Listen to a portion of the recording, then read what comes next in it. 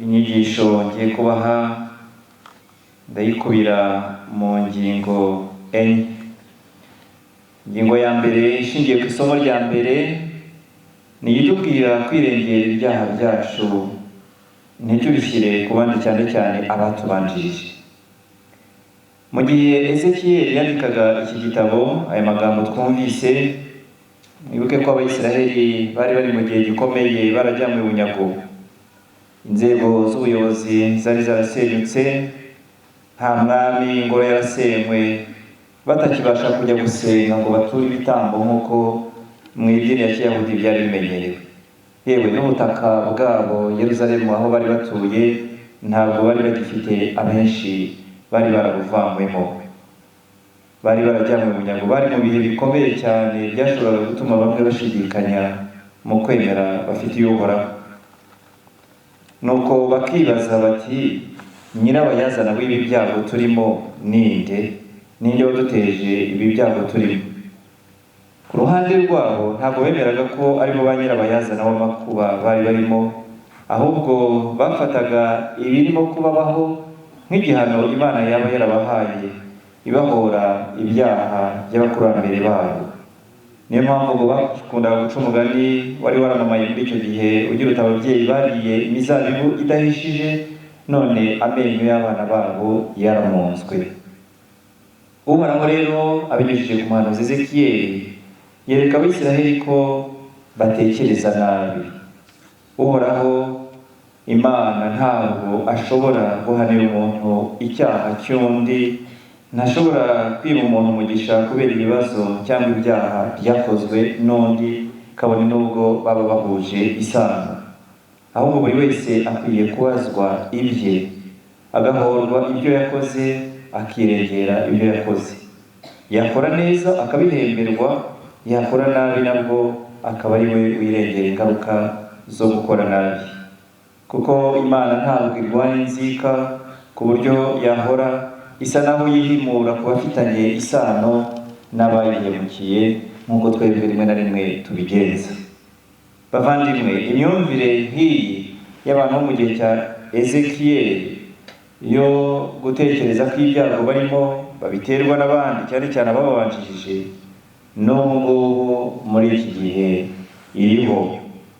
Hari benshi batekereza nk'abo mu gihe cya Ezekiyeli.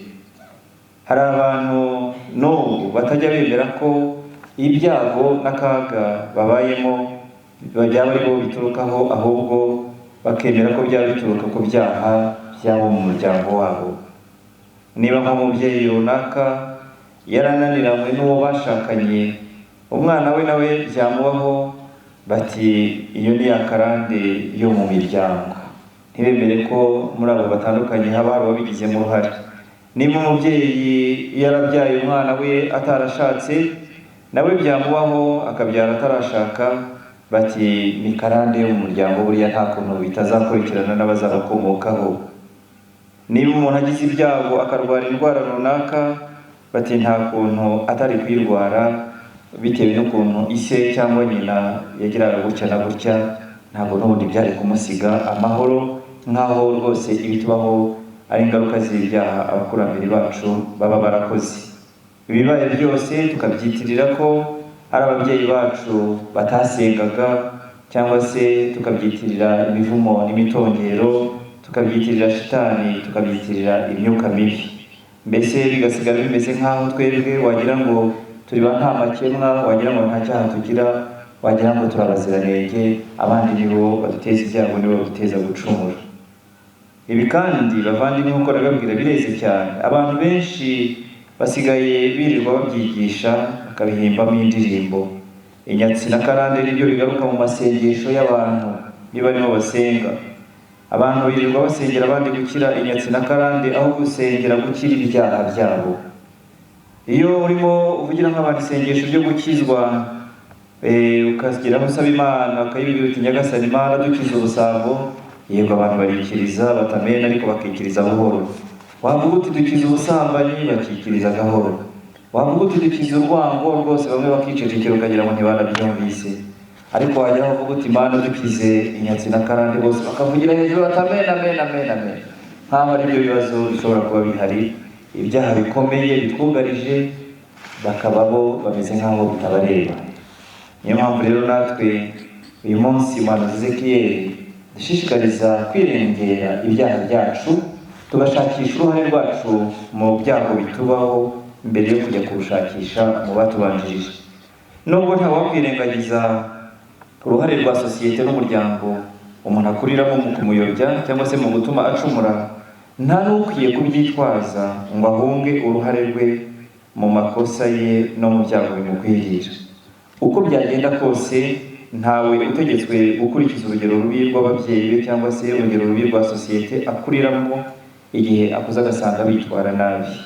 Ni kimwe n'uko ntawe ukwiye kwitwaza ko ababyeyi be wenda bitwaraga neza ngo narangiza yitware nabi yibwira ko azakizwa n'ubutungane bw'ababyeyi be. Buri muntu azajya yivugira ibye, azajya azira ibye. Imyumvire nk'iyi rero bavandimwe, impamvu ijambo ry'Imana ridushishikariza kuyireka nuko hari ingaruka nyinshi iduteza. Ya mbere, ituma tutabasha kumenya icyo turwaye, igatuma tutabasha kwisubiraho. Uhora umuntu ashaka nyirabayazana ahandi, ashaka ibibazo ku bandi, ibimubayeho byose akabyitirira karande, akabyitirira abasekuru, akabyitirira shitani, akabyitirira imyaku n'imivumo, bituma aticara ngo amenye uruhare rwe mu bintu bimubaho. Ahora atunga agatoki abandi, ntashake kumenya ikibazo we ubwe afite. Iyo rero umuntu atemera ko ari we ibibazo biturukaho, ntafate n'akanya ngo asuzume uruhare rwe mu bimubaho, biramugora ko yakwisubiraho ngo areke ibyaha bye. We aba yumva ari umuziranenge, akumva ko adakeneye kwisubiraho, ahubwo akumva ko abandi ari bo bamuteza ibibazo. Ikindi kandi, imyumvire nk'iriya ituma tuba mu gishuko cyo gushinja Imana akarengane, tukayishinja kurenganya.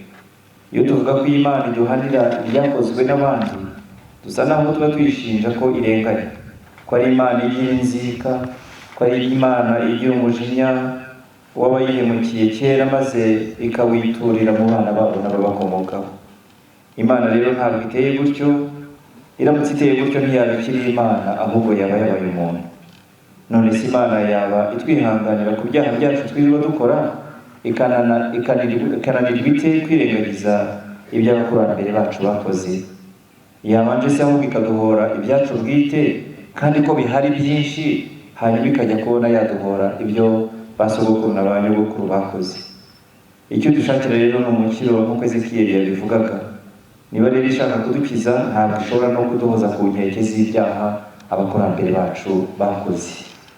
Icya kabiri mvuga rero muri ivanjiri cyangwa se muri isomo rya mbere nako ni uko ridushishikariza no kwisubiraho kandi vuba na bwangu. Inyigisho iduhamagarira kwisubiraho n'inyigisho y'igihe cyose.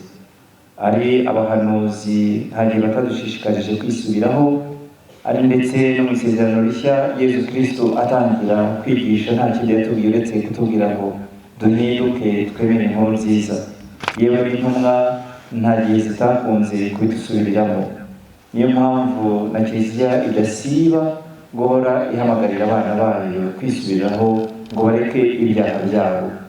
Kwisubiraho ni ibya buri munsi, ntabwo ari ibyo gutegereza igihe kizaza, kubera yuko umuntu atazi igihe ubuzima bwe buba buzarangirira.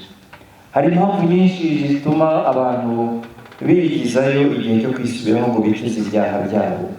Hari ukuba umuntu akora ibyaha akabona ntacyo bimutwaye, akabona nta ngaruka z'ako kanya zimubayeho, akabona ariye ntafashwe ntacyo abaye, akabona arasambanye akabona ntacyo abaye, akabona nta ngaruka zimubayeho, nuko agashyekirwa agakomeza akibera muri ibyo byaha, ameze nk'aho avuga ati ubundi se ko nahereye kera mbikoze byantwaye iki, nabaye iki, kumbwira ngo nisubireho murashaka nk'iki?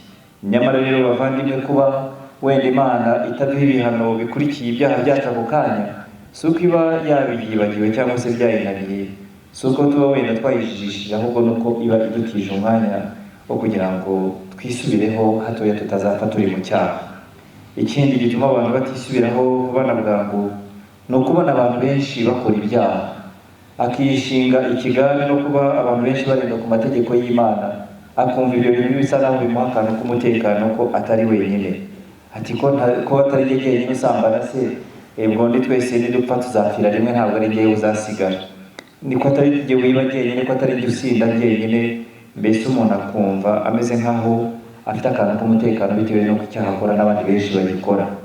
Nyamara rero bavandimwe, mumenye ko nubwo dushobora gukora icyaha turi benshi, buri wese nagera imbere y'Imana ntabwo azitwaza abandi, azasubiza ku giti cye, asubize ibyo yakoze, yirengera ibyo yakoze, ntabwo azajya kwitwaza ngo nabonaga n'abandi babikora. Kandi ntitukishinge burya ibyo umuntu akora, kuko hari ushobora kuba yaguye mu cyaha ariko afite intambara nini arwana agira ngo asohoke muri icyo cyaha, wenda bimeze nk'aho bimunanira, ariko byibuze afite umutima wo kurwana kugira ngo asohoke muri icyo cyaha. Naho wowe ukakishoramo uvuga ngo urimo urigana abandi kandi bo barwana intambara yo kugisohokamo. Ikindi gishobora gutuma umuntu abura intege zo kwisubiraho, nuko wenda umuntu yarakoze icyaha kenshi akajya agacika intege, akavuga ati se ubundi ndisubiraho kubera iki, ko n'ejo nzongera nkagikora, ko cyanananiye, ko byananiye kukivamo, ubundi ndarwana n'iki, nawe ndabona ntakira iki cyaha. Akamera nk'aho yahereye urwaje, amaboko akayamanika, nuko akiyegurira Sekibi burundu, akayibwira ati n'ubundi waranganjije ngaho nijyanira, ntabwo ntibashije gutsinda iyi ntambara. Nyamara rero bavandimwe, burya guhozaho n'umuhati bigeraho bigatuma Sekibi ananirwa, akatureka kuko abona twaramunaniye, tutarereye kugwa mu mutego. Bavandimwe rero, inyigisho tubona muri iyi forumu ndetse n'amasengesho yose tuvuga bidufashe gushyira imbaraga mu kwisubiraho buri munsi, kugira ngo tugende turushaho kunogera Imana. Uko tugenda dukura mu myaka, ariko tugenda turushaho gusa neza imbere y'Imana, bityo dutange urugero rwiza. Icya gatatu nzirikana muri aya masomo ni ukuba Yesu aduhamagarira kureka ngo abana bakamusanga. Umvise ko ngo bamuzaniye abana ngo abakoreho abamugisha, ariko hakaba ababakumira babigizayo, abo ni abigishwa be. Bavandimwe, ibi bikwiye gutuma twibaza natwe mu buzima bwacu, ese turi mu bantu bashyira abandi Yesu, cyangwa turi mu bantu bakumira abandi tukanga ko bagera kuri Yesu? Muri iki gihe Kiliziya dushishikariza yuko urubyiruko rukwiye kwivugururamo ishyaka ry'ubwogezabutumwa. Urubyiruko akaba ari rwo rujya gushakisha bagenzi babo aho bari hirya no hino, aho bari mu ngeso mbi, aho bari barataye kwemera cyangwa se barataye umuryango wa Kiliziya, bakabashakisha bakabazana muri Kiliziya, bakabashyikiriza Yesu. Ese aho ntitunyuranya n'uwo muhamagaro Kiliziya twifuzaho? Ntitunyuranya n'icyo cyifuzo Kiliziya idufiteho? Dukwiye kwibaza rero natwe, twebwe dufatwa nk'izi ntumwa za Yesu, kuko twegereye Yesu, duhabwa amasakaramentu kenshi, duhabwa Eucharistia uko dutuye igitambo cy'Eucharistia, duhabwa isakaramentu ry'imbabazi n'andi masakaramentu. Ese ko turi muri abo begereye Yesu, uruhare rwacu ni uko tujya kuzana abandi bataramumenya kugira ngo tubamwegereze, cyangwa se dufite uko dukumira abo bantu? Hari uburyo bwinshi dushobora kubangamira abandi ntitume babona Yesu. Ingero mbi zacu cyane cyane dutanga, kuko zishobora gutuma hari umuntu uvuga ati, ese kuba kanaka na nyirakanaka bahora mu Kiliziya bajya gusenga, bahora muri forumu, simbona ntacyo bibamariye? Simbona mbarusha ubutungane? Simbona mbarusha kwitwara neza? Cyangwa se ntiduhurira hahandi n'ubundi tujyana gucumura? Iyo tugiye kuraguza ntitujyana? Iyo tugiye gusambana ntitujyana? Siwe twirirwa dusambana se cyangwa siwe dusindana? Noneho akavuga ati, n'ubundi ndabona tumeze kimwe, ntabwo nkeneye kwirirwa njya mu Kiliziya cyangwa se gusanga Yesu, kuko uwamusanze mbona ntacyo andusha. Uyu munsi rero natwe twihatire kuba mu begereza abandi Yesu, mu birinda kuba imbogamizi zo gutuma abandi babona Yesu. Duhindure imyitwarire yacu, tuyigire myiza kugira ngo abatubona bajye bifuza gusanga Yesu nta mbogamizi na nkeya babonye. Icya kane ari nacyo nsorezaho bavandimwe, nk'uko turi muri forumu y'urubyiruko, ni ubutumwa wenda nakuye mu nyandiko za Kiliziya zishishikariza urubyiruko kwigiramo imbaraga. Muri ino minsi turimo mu cyorezo cya COVID-19, wenda ubu ntikigikomeye nk'uko byari bimeze mu minsi yashize, ariko kiracyahari. Iki cyorezo gifite uko cyashegeshe abantu, cyane cyane gishegesha urubyiruko, bituma urubyiruko rugwa mu kigeragezo cyo kwiheba, benshi bacika intege, habaho abiyahuje ibiyobyabwenge n'inzoga, bagasinda ku buryo bukabije cyane, abandi badukana imvugo z'urucantege zituma bamera nk'aho ntacyo bikimaze kujya mu mishinga itandukanye nko kubaka urugo. Muzi za mvugo zimaze iminsi bavuga ngo nta bukwe nta gikwe, abandi bati nta n'imyaka 100 umuntu akumva yabaho umunsi umwe akiyahuza iraha n'ibiyobyabwenge, avuga ati n'ubundi reka mbinywe cyangwa se reka nsambare nipfire birangire rimwe, n'ubundi ntabwo amaze kuzamara imyaka iyi. Nyuma rero y'ibyo byose tubona bica intege urubyiruko, ubutumwa numva nabagezaho Kiliziya nayo yabageneye ndabushingira ku ngingo ebyiri. Ingingo ya mbere niyo dusanga mu rwandiko Papa yandikiye urubyiruko n'abakristu bose rwaje ruherekeza sinodi ku rubyiruko yabaye mu mwaka wa 2018.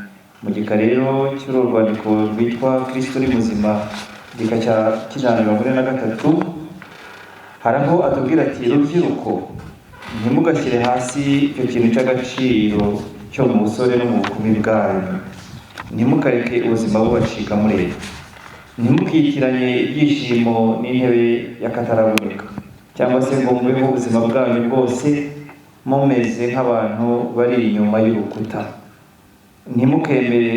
ntimukamere nk'agahinda k'imodoka yaharurutswe itakigendwamo, iparitse itagikeneye kugendwamo, ntimukamere kandi nk'imodoka zashaje zitagifite akamaro.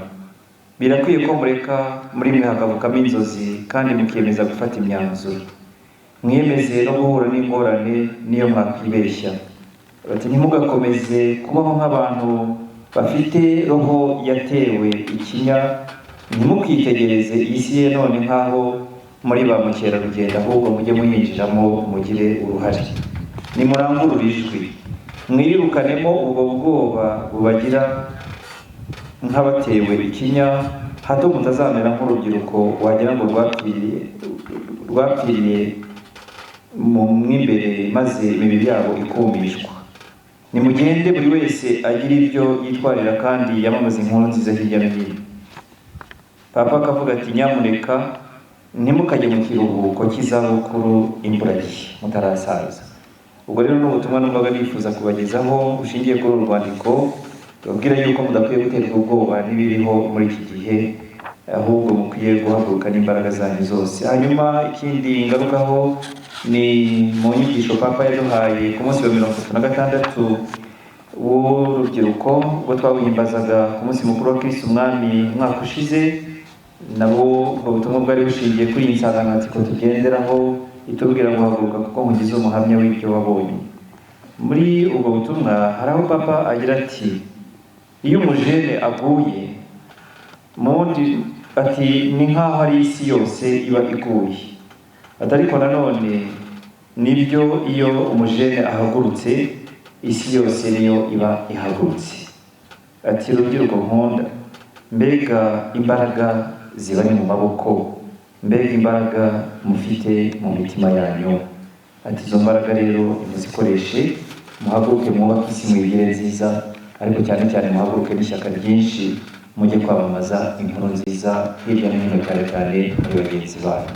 Namwe rero bavandimwe, ndabifuza ko iyi forumu yabateranirije hano ndetse n'izindi gahunda zibateganyirijwe mu minsi iri imbere zizabafasha kwihemberamo amizero n'imbaraga, mugakoresha neza amahirwe mufite yo kuba mukiri batoya, mugakorera Kiliziya, mukamamaza inkuru nziza, mu kubaka n'igihugu cyacu. Nyagasani Yesu abane namwe.